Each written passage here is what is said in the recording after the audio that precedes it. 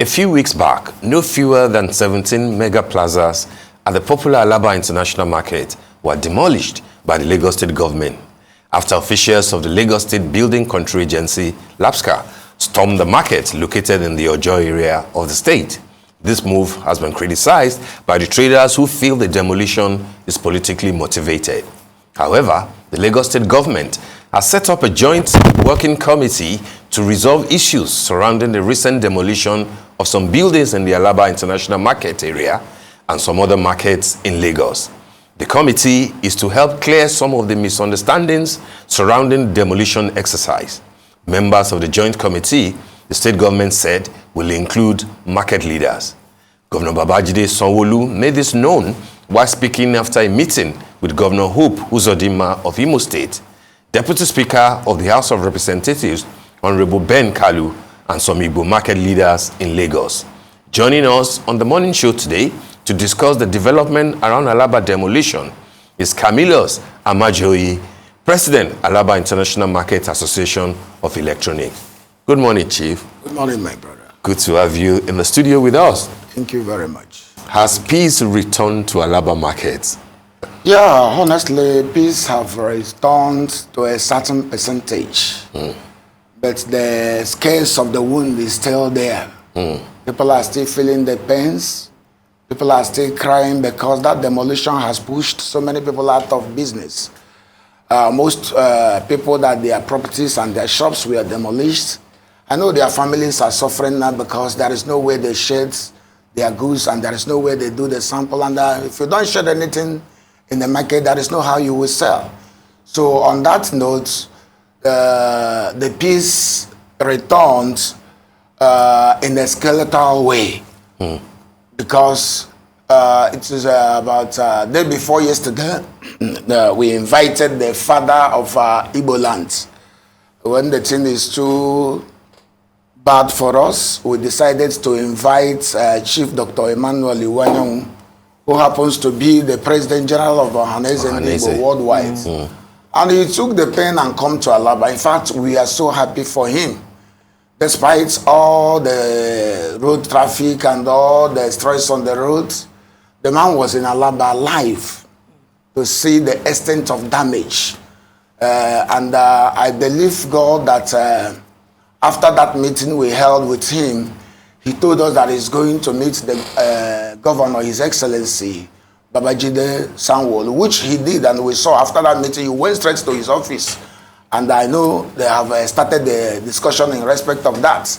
Like while you were saying something, you say even our governor, Hope Uzodinma, who happens to be the chairman of a Southeast Governors Forum, he was also in Alaba, together with the governor of Enugu State. Though the governor of Anambra State have come, that of Abia also have come. But the truth about it is that, like this, you said, the committee that are setting up, I want to say it's categorically clear that there is no Alaba man, there is no real trader that is involved in that committee that they have set up. So I don't know how they decided to shave someone's head in his absence. So that committee, I believe, it was constituted in a haste because most of the people that made up that committee, they are not doing business in Alaba. And they don't know about what actually happened. Like one of them that said he's representing us went and said on the air that those buildings that were destroyed was as a result of that it blocked canal. It's not true. The buildings never blocked canal. The only thing was that there are some about 5, 6, 7 buildings that are distressed. And that was the ones they marked. And to our surprise, when they come for that demolition, they demolished all the buildings. It wasn't 17, it was about 30-something buildings. That were demolished. That were demolished. Okay. Including the shops that were in the front that has nothing to do with canal, that has nothing to do with the drainage. They went on and demolished all these things. So we are saying that if our governor, whom we believe so much, our honorable governor, whom we trust so much, could come to us and do something, let him choose from our side. So that the people, they say who wears the shoe knows where he's pinching, yes. So but all these people, they say they are speaking for us, they are talking on our behalf, they are doing this, they are doing that. Okay, I want to tell you they are not. The only thing, the only joy Alaba traders have now is that the father of Igbo land has come to see the thing by himself, obtain and ascertain first-hand information and see the sites where these demolitions was taking place. So if any other person is said is speaking for us, that person is not speaking for us. We only believe in that our father that has come have went to see the governor of Lagos State, and I believe on his capacity, and will believe after the discussion, something good will come out of that discussion. Okay. Okay, Chief Camilus, I mean, you've said quite a few things here. First off, you just even correcting the number that has been going around in the press. You said they were working with 17, and now we know it's about 33. Now, the Lagos State Building Control Agency General Manager, Bola Oki, he said that the state government had sent out like a statement or a letter that they would be demolishing those buildings. He said that they had given advance warning, and said that his agency had been on top of their game, telling owners of the affected properties to do the right thing. Now, in that context, I'm trying to understand, what the right thing, because there are also claims that this demolition itself has been politically motivated. You've spoken about the fact that 6 buildings were were close to a canal. Trying to find the balance between why this demolition happened and making sure that the lives and property of even some of the members of the Alaba market community are protected. So where do what is the where do we draw the line? What is the balance here? What is that right thing that the general manager is saying that members of the Alaba community should have done to avoid something like this? Yes, I want to correct one impression on what you said, that it was, maybe people are saying it was political motivated. We, the traders in Alaba, we never believed. I will never think so that the demolition was as a result of political. No, the demolition was as a result of interest. There are some developers that place had been sold to. Those things were coming to us as a rumor until that day we saw their handouts, we saw their tracks, we saw the leaflets where they have drawn the kind of structure they want to build there, and the amount they are going to sell the shops. He said the ground floor will be around 18 million, first floor will be around 13 million. So those demolition and this labka that is saying that they are demolition because it's obstruct the canal is not true, because they have shifted that canal where it was originally situated. They have done some constructions that pushed that canal so far that it's not close even to the building. So what was happening is that, in fact, also they brought a notice, but that notice was served to those houses that were distressed, to those houses that were dilapidated. But when they come, they demolished every building on that line. Not only that they demolished those buildings on that line, they came in the front of the market to demolish about 5, 6, 7 buildings just to create an access road to that back where they have sold out. So we are believing, even as I'm talking to you now, it was day before yesterday that we discovered that people that have sold that place to have started building a wall, fencing that place. So if they are saying that our buildings are close to canal, is obstructing the movement of water in the canal, why is it that they have sold it to another people? So what we are saying is that maybe this is just to rob Peter and pay Paul. So if actually they want to sell that place, I believe we have the capacity as Alaba traders to even buy and develop based on their structural plans. That's what we are saying. But it doesn't make any sense when you take away our properties and you sell it to another person. But Chief, let me understand something clearly. This land that you are claiming has been sold to a developer. Are you saying that it is part of Alaba market and it belongs to some of your members? Or you are saying that what the Lagos State government through LAPSCA did was to create a pathway in order to get there? That's why they demolished those structures in front, even though what LAPSCA is insisting on is that they are distressed structures and that notices were properly served and that those buildings needed to come down. So can you clarify for us who is the rightful owner of the land that you are talking about? And are you saying that you are not just complaining about the demolition, but also that some parcels of land have been illegally taken away from you? Would that be your point? Yes.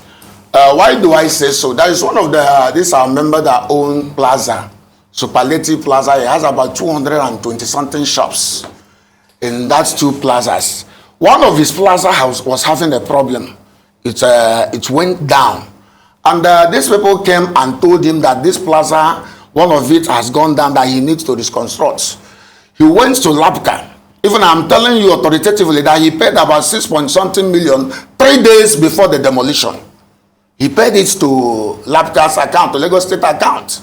So they only told him that he has to pay this money to get a structural plan, okay, so that he will rebuild his plaza. And he did this. He paid 4 days to the demolition. And when they came, in fact, there was the one in the front that he built newly.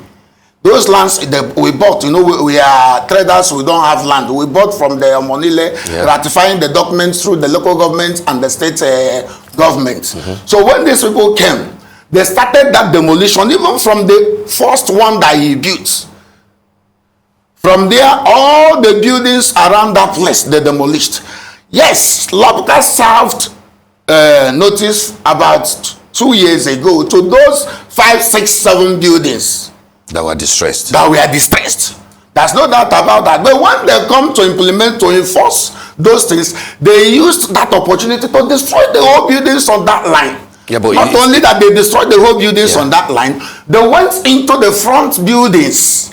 That has nothing to do with the canal, that is not blocking anything that has to do with the drainage. They went on and destroyed it only for them to get access to that land, because we never bought all of them. Those areas we built were the areas that were sold to us. Okay. So they now destroyed that in order to have access to take those our properties to join their own.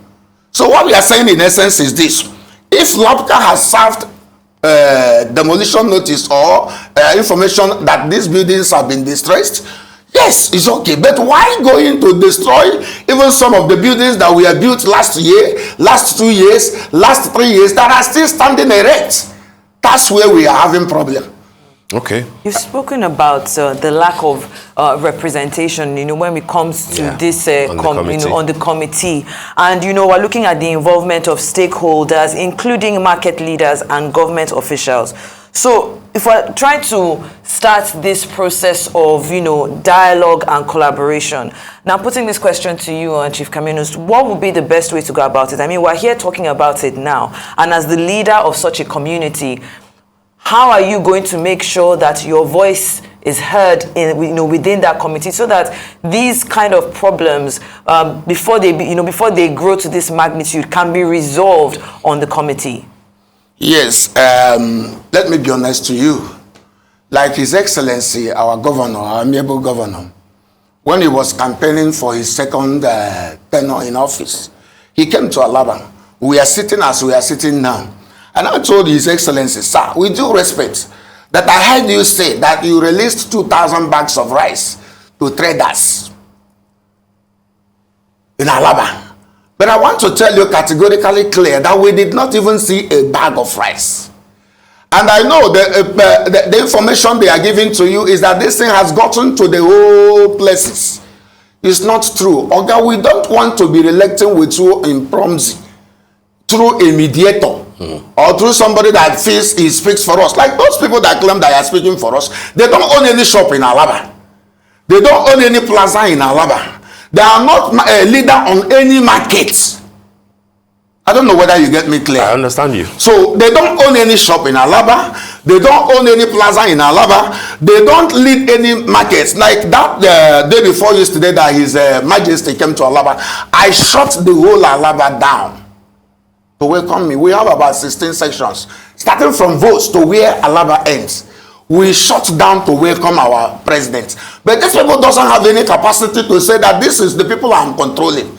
That if anything happens, that they are going to speak on our behalf. So I call them political jobbers. I call them the people that wants to get relevant, the people that wants to reap where they did not sow. So when you talk about getting this committee or this peace committee, moreover, we are not fighting anybody. We are not fighting anybody. We are not doing quarrel with anybody. The only thing we are saying is that the government should give us a conducive environment to do our trades. We are business people. We are not dragging any position or any place. Even the land we bought. We bought the land. We bought it from, some of them bought from the Monile. Some of them bought from the local government departments. Some of them have also gone to the extent of going to Lagos State to ratify those documents. Chief, before so, excuse me, sir, let me come down to this. All right. So what I'm trying to say in essence is this.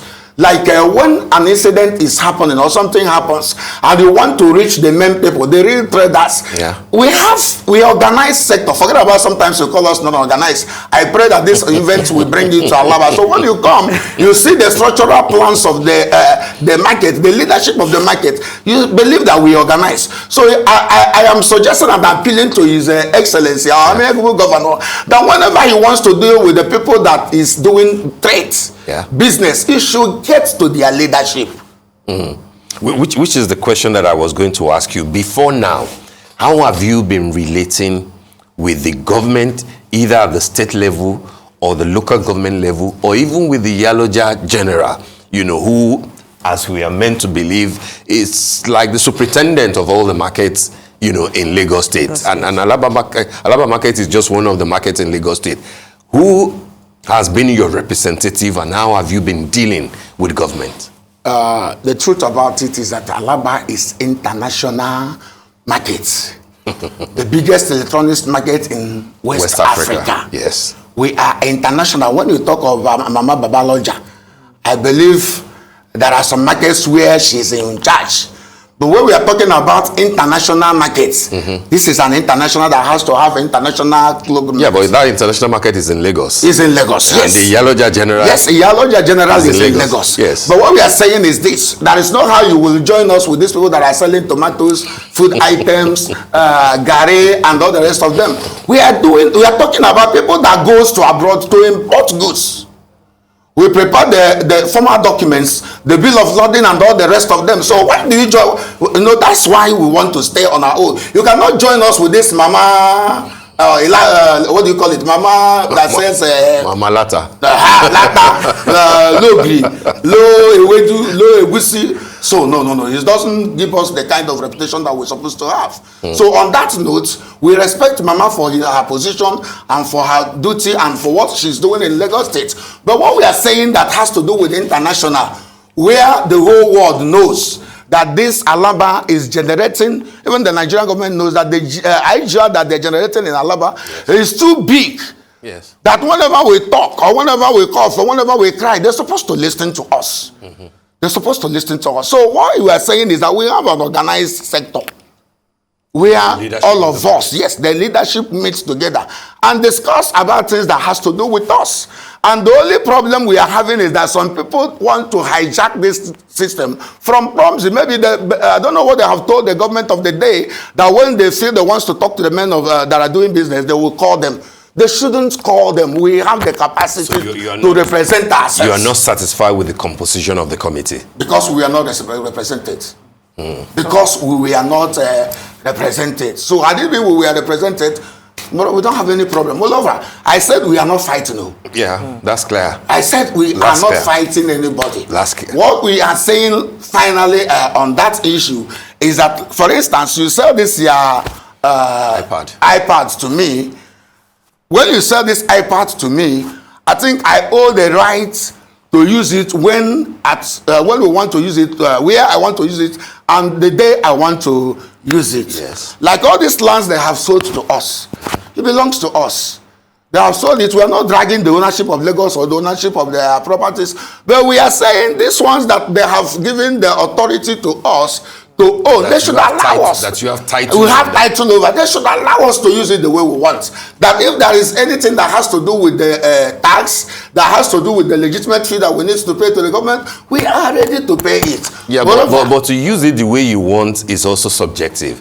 Because if buildings are getting dilapidated, if they are failing, it is the duty of government to also make sure that they pass the stress test. Yes. And you alluded to the fact that at least 6 or 7 of those buildings didn't pass the test stress. So from time to time, I'm sure that LAPSCA will want to enter Alaba so that you don't become too territorial about your space and therefore say that, it's our structure, we wouldn't allow any external, intervention. I think that's what the government is trying to say, that no, they have the right, and the authority to come in and ensure so that they can prevent any bad thing that may happen in terms of building collapse and things like that. I think that is the area where the government is trying to stress. Yes, if that's the area they are coming from, we are also ready to comply. Even most of the buildings they destroyed have those documents. They do? They have. And if you talk of storage, the people that gives approval on storage are the local governments. Yes. We have the papers. So another thing I would want to say here is that the problem we are passing that is even deterring our business is double taxation.